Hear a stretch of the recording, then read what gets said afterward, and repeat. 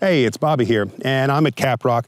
And if you have a problem hitting the ground before the golf ball, then this little video is for you. Now, it's very natural to want to learn exactly what the reason is, and basically there are three reasons why a person would be beset with this habit of hitting the ground before the ball. Number one, your weight's just back on your back foot. You know, if you just kind of put your weight on your right foot and let the club hit the ground, you'll notice it hits the ground back by your right foot. If you put all your weight on your left foot and let it hit the ground, it'll make contact near your left foot. And so that's one of the three possibilities. The other is you're just swinging entirely too much from the inside out. A person who swings too much from the inside out tends to hit the ground a little too early.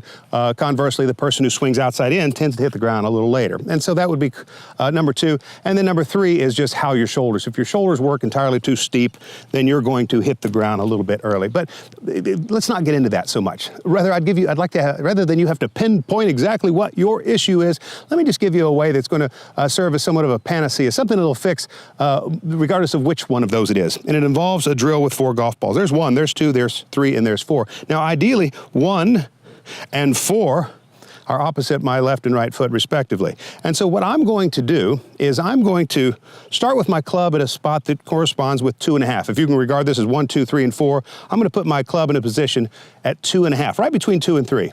And so they're not right between them, but toward me 6 or 8 inches, because I'm not going to hit these balls right yet.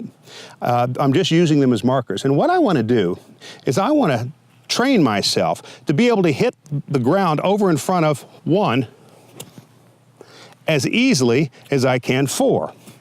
And then get a sense of what my feet do and what must happen in time and space for that to happen. And so if you find yourself hitting the ground before the ball, and by working this drill, you start to say, okay, I'm relieved of the responsibility of actually hitting a golf ball, and I can just focus on where this club hits the lowest part, and in no time, you'll be able to go to level 2 of this, which is to be able to hit 1.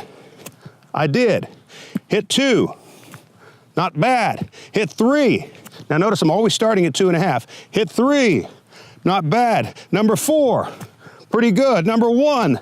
And by working this back and forth, sort of practicing scales, working 1, then 2, then 3, then 4, then what you find out is, hey, the correct golf swing, one in which I'm going to hit an iron shot, involves a weight shift that's very similar to as if I'm hitting a spot closer to number 1. And so you ingrain that feeling. How did I feel as I was getting over to number 1? Slide a golf ball out here. Still shift, still do everything you can like you were hitting that spot over on the left side of number 1, and listen as the symphony begins. So again, work the drill. Hit 1, then 2, then 3, then 4, and when you have a command on that, roll out number 2, and then shift as if you're swinging to number 1, and you'll find that ball just has a different energy. All right, I know that'll help you.